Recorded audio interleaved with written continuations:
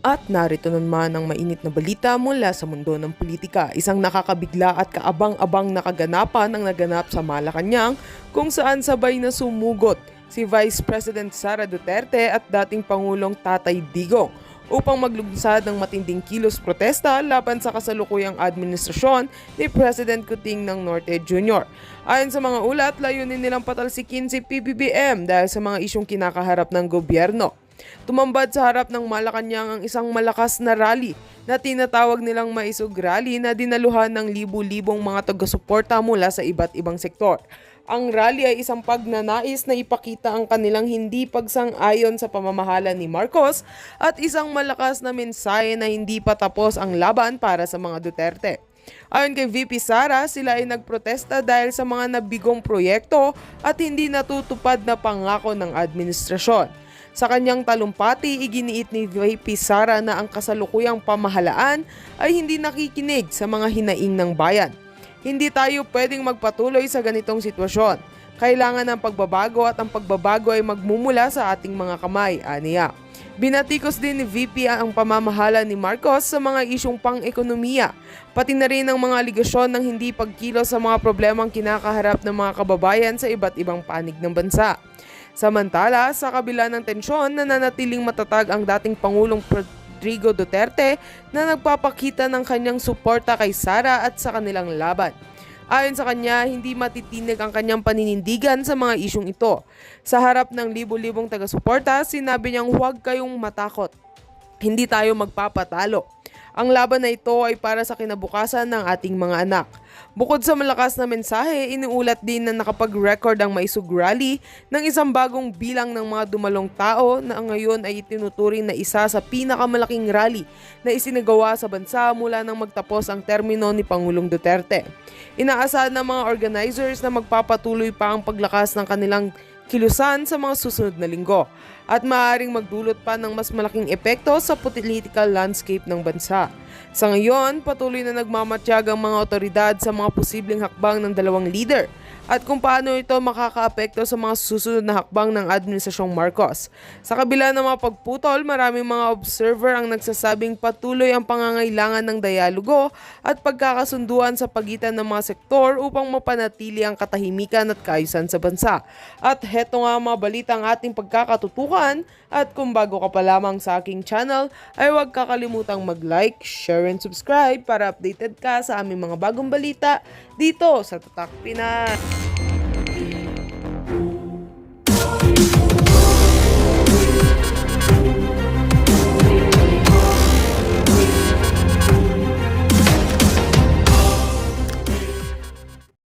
Ang Bill of Rights, parang wall yan. Parang pader. Nakalagay dito muna ano ang pangtaong karapatan. Parang divider na hindi may masok ang presidency, hindi pwedeng abusuhin ng Congress at susunod talaga ang Korte Suprema at lahat ng mga korte sa ating bayan. In Article 3, Section 4, basahin ko, ayan ulit, nakalagay dito, no law, walang batas, shall be passed, walang batas na gagawin abridging the freedom of speech. Walang parapan yan. Freedom of speech, of expression. Yung gusto mong sabihin, marsya na mo, wala. O anong panahon, kung nag-uulan ba o mainit, no law shall be passed abridging.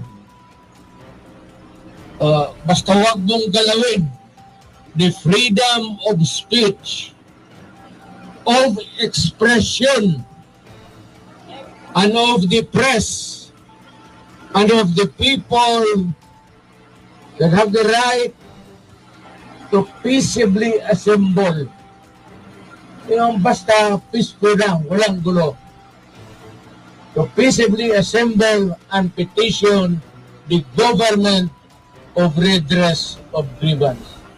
Pinakamataas ito, kaya tayo may election, tayo naman ay nagsasalita, maski saan-saan, at tayo'y nagbibigay ng sentimento kung ano ang nasa utak mo.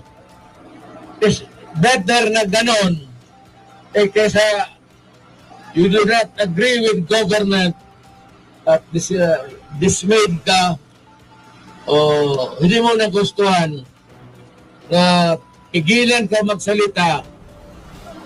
Yung iba kung ganon, pupunta na lang kami sa bukid, dadali na lang ito natin sa armas. Hindi na naman ako makapagsalita kung ano ang damdamin mo. Kaya pinaka-sacred talaga ito. Now, what is ironic, what is incongruous nito, nakakatawa, nakakagalit, nadaanan ko yung Freedom Park. Yun sana ang gusto namin. Ang punta kami rito, naghingi kami ng permit, binigyan kami. But nung araw na dating kami, binawi yung permit at sinirahan yung Freedom Park. So,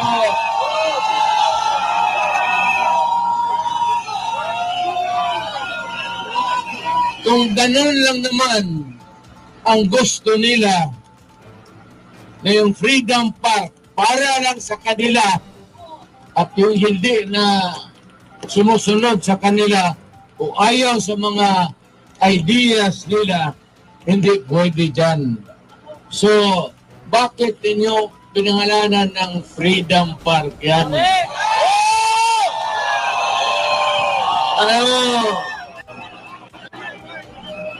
Galing the administration, galing ito ng Malacanang. Kaya sa Bustos, Bulacan, ganun din ang nangyari. May plano kami, hingi kami ng permit, ang putang ina niya, binawi, at hindi kami magkakaroon. And to think na yung Freedom Park and any other park in the Philippines ang may-ari at tao di national government at hindi ang city government. Kaya sinadya yan. Hindi sa syudad yan. Bakit mo sirahan at hindi magamit ng tao para makapagsalita kung ano ang gusto niya ang damdamin? So, magamit ko mo yung bastos na salita, what is the fucking reason na sinadya mo ang park?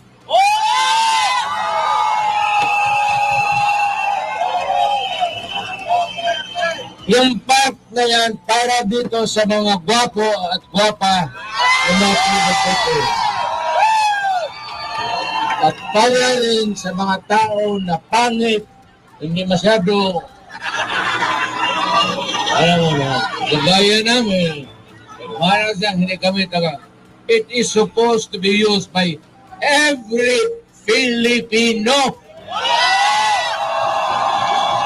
Kung saan ka man na nagkaroon, galing kang Mindanao, galing ka ng Luzon, at sabihin natin, okay, pag-usapan natin doon yung politika.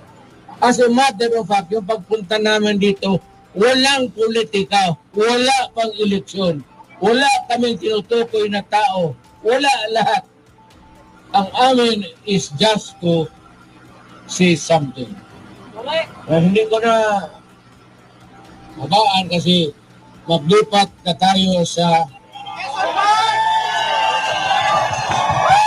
Mayor, will you entertain a few questions from the local media? Okay, identify yourselves, local media. Oh, sino una magtatanong? Identify yourselves and then give me the mic after. Kaya po ng Lighting Signs IPEN, 88.5 po. Okay, ako ka mo. Ang tanong ko po, bakit nagmamahal yung bigas natin? Hindi lang mahal ang bigas. Ang issue ngayon is gutom ang Pilipino. Yun ang dapat nilang bigyan ng atensyon. Hindi yan magbigay ng permit. It's not that. Precisely. Nandito kami to talk about this. Kasi kung ako, putang ina kayong taga-gobyerno, bilihin na lang ninyo yung bigas, ibigay ninyo sa mahirap. Total, ang pera nandyan, hindi nawawala yan. Okay, next question. Identify yourself. Don TV po on YouTube channel. Tay, kanang hangyo mi tay na ayaw bigdai tay. And at the same time tay, nahadlok mi tay. Diri sa Dumaguete tay, nahadlok mi na basig ilang himuon og Prime Minister ang Pilipinas, nahadlok niya na tay. Ayaw bigdai. Tatay Digong, please, ayaw bigdai. Na ilan ang duwaol karon. Kita unitary type of government. Karon ilan ang iswag ngadto sa parliamentary type. So ang tawag na ang pinakabukat na diha dili tawag presidente kundi ang prime minister. Pero ang makasunod diha gamay ra katurang may kwarta o katong mga ubang probinsya hasi and musulod sila diha wa na limit, wa takhibaw kung sana bagong concept na pang gobyerno. Kami mga abogado nito, pero wa na masabti sa tao. Kailan lang tuyoon para manatili sa gobyerno. Ayaw nang umalis ang mga putang ina. Alam mo, simula noon, every president, pero ako, kasi ako, on the day sa natapos ang presidency ko, bumaba ako, walang seremonya. At the end of the working hours, on the day, nakatapusan kong pag-upo dyan sa Malacanang, umalis na ako, walang seremonya.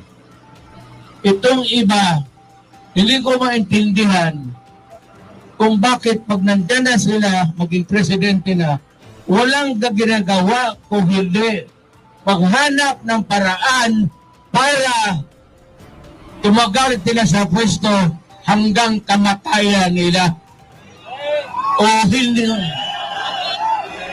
para papanawin nila ang anak na naman nila.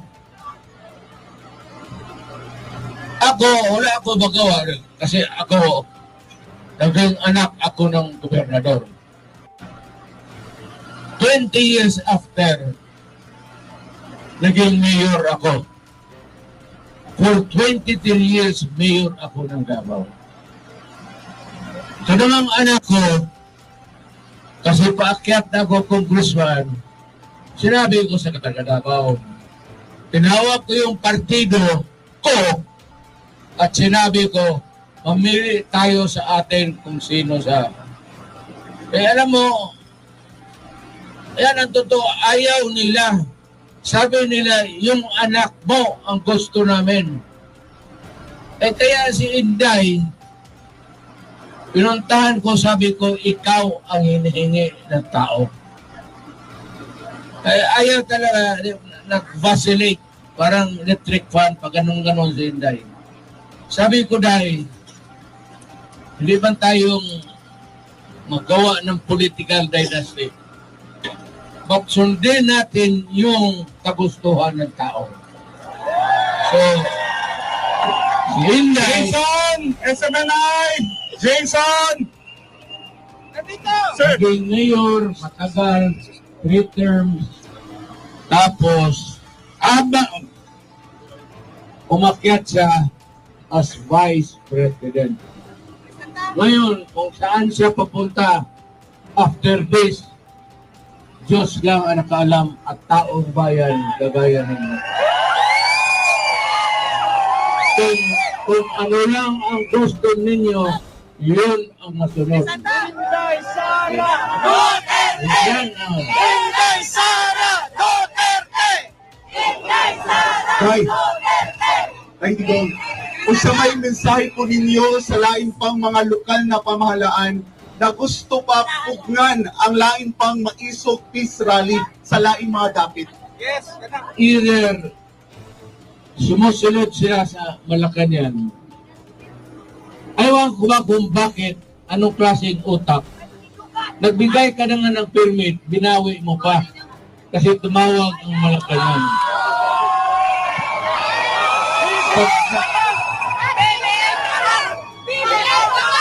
Kung ganon ang style ng local government, napakawalang kwenta. Hanap kayo ng iba. Yang Quezon Attack, Quezon Park! hindi tumututo kundi naniniwala sa ating konstitusyon. Because it is only by obeying the Constitution na manatili ang Pilipinas demokrasya. Tay, tanong po ng taong bayan, magsasampa po tayo ng reklamo laban po sa mga nanggigipit laban dito sa maisog peace rally. Meron akong nakahaka sa Maynila, mag-file ng kaso. Pero ako naman, sa totoo lang, ay kung ayaw ninyo, diwak. So dito sabi ko, baski kung saan ako magsalita isang kanto, may 5 o 2 tao makinig sa akin, okay na ako. Kasi yun ang sadya ko. Quezon Park na to! Yun ang dapat kong So, gawin. Quezon Park na, Quezon Park! Retirado na ako, but the people must be protected and the people must be heard. So, okay. Ngayon, magpunta tayo doon sa Rizal. Quezon Park. Quezon Park po. Quezon Park. O maglakad tayo ng... Marunong kayo maglangoy. Kasi may Quezon Park rin ako sa Davao.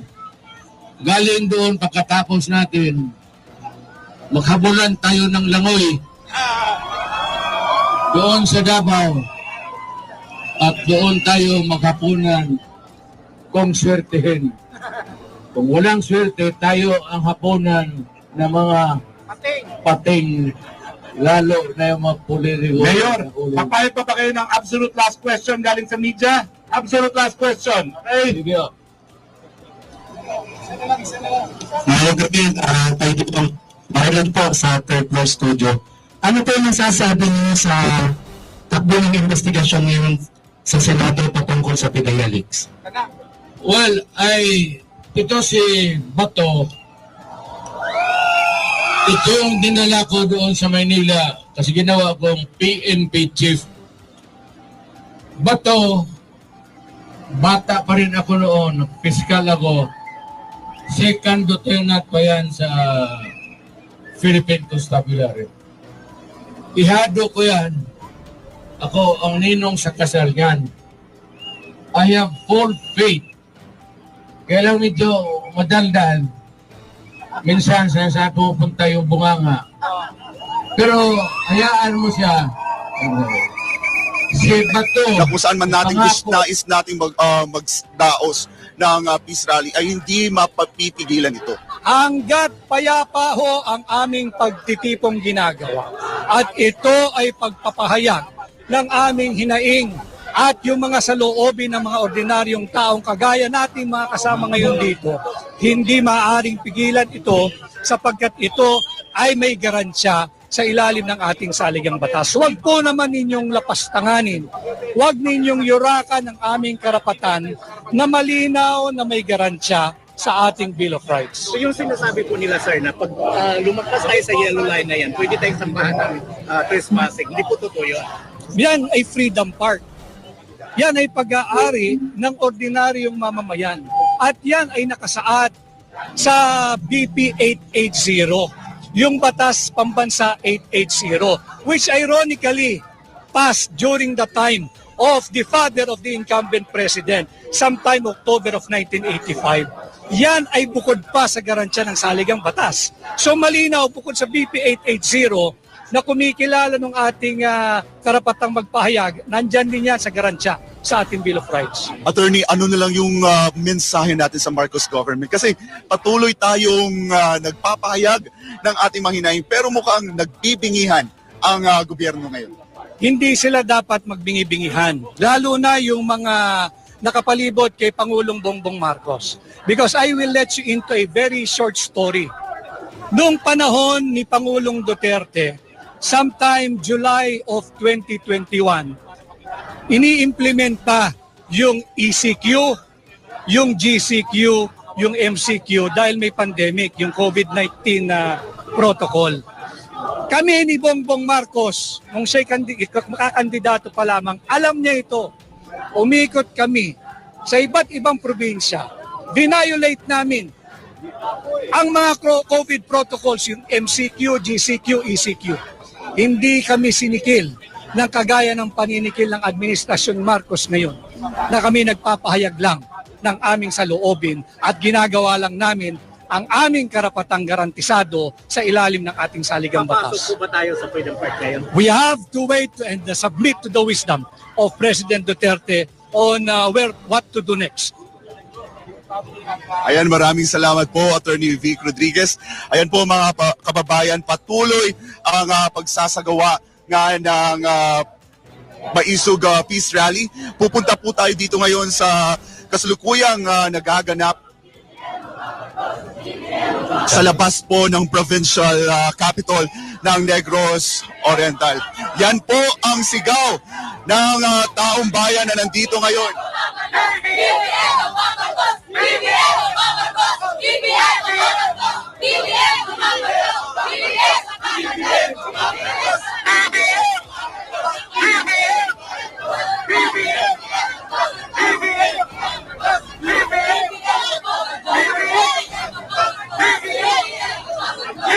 Grabing panggigipit mo, mga kabispat. Tipin mo para tayong mga alatkari na nandyan sa nangyayari nga po may programa po, mga kabispat. Ito na po, wala naman po yung audio po sa audio po sa DGNR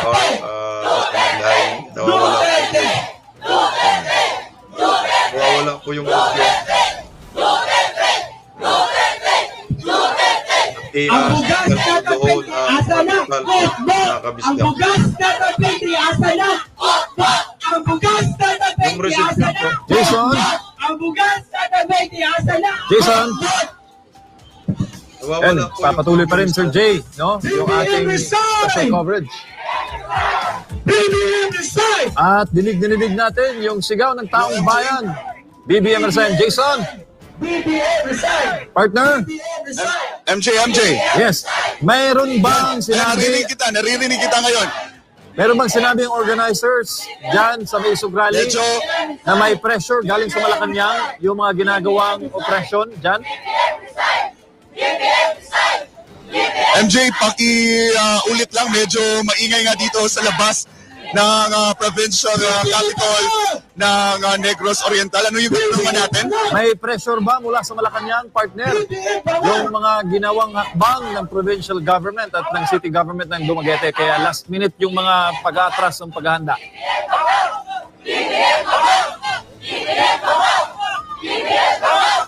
Sa ngayon, kapartner MJ, nakita naman natin kung paano ginipit yung mga kababayan natin dito sa Dumaguete City na magdaos ng mapayapang rally para iparinig sa Marcos government yung kanilang mga hinaing. Nakita naman natin yung yung indirect na ginagawa nila, kagaya ng paglalagay ng mga heavy equipment dyan sa Freedom Park para hindi tayo makapasok sa Freedom Park. Itong ating mga kababayan ay sa kabila niyan, patuloy ang ating mga kababayan, hindi natin ramdam yung ginagawa ng Marcos government. Kagaya nga ng sinasabi nila Attorney Harry, nila Attorney Vic, hindi masusupil ang karapatan ng mga taong bayan na ipahayag ang kanilang mga hinaing laban sa gobyerno. MJ? Oo, Jason, si Jade ito. Marami kasing nagtatanong din, ano bang final venue? So sinasabi natin na abangan natin yung magiging final na desisyon ni dating President Duterte. Pero ngayon, nandyan ka ngayon sa paligid mismo ng Freedom Park, tama ba?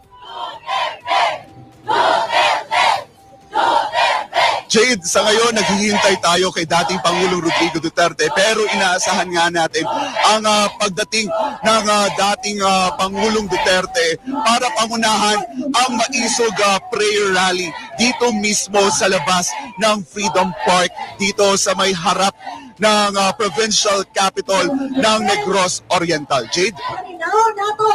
Wala namang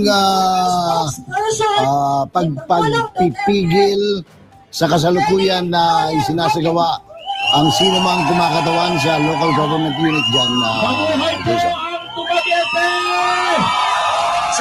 Yes, Sir Jay, walang ginagawa ang ating mga lokal na pamahalaan dito sa Dumaguete, maging ang provincial government ng Negros Oriental, ay wala naman silang ginagawa na oppression o yung gusto nilang pahintuin itong nangyayari nga na peace rally.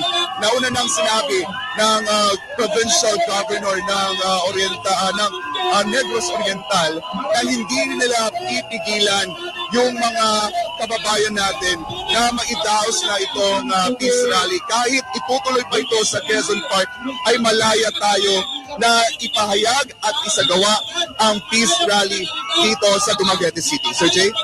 Yes, mabuti naman kung ganun at iyan naman ang talagang inaasahan natin na magbigay ng katuturang respeto, no?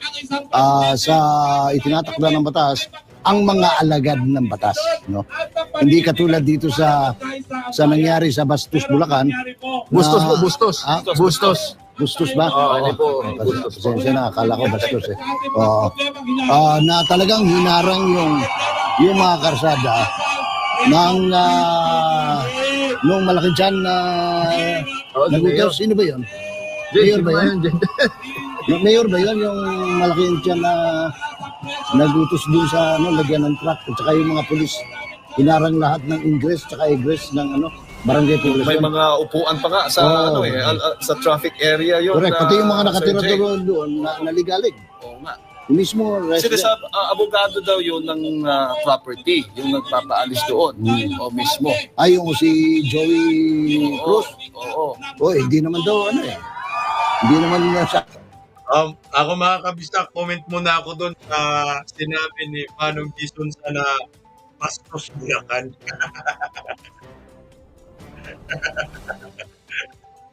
Grabe mga kabista, grabe na pong panggigipit ito sa hakbang maisog rally. Ako sa nakikita ko po dito mga kababayan ko ay talagang takot sila. Takot na ako sila at first time mga kabista na nangyayari ngayon sa hakbang maisog na nagkaroon tayo ng rally nagkaroon tayo ng rally na para tayong yung uri natin ng pagkatao binagsak. Pakinggan natin Ang Pilipino ay nagnanais ng kapayapaan. Kakalat ka rin po tayo sa gera para malihis ang issue sa mataas na presyo ng mga bilihin. So mga taga Dumaguete,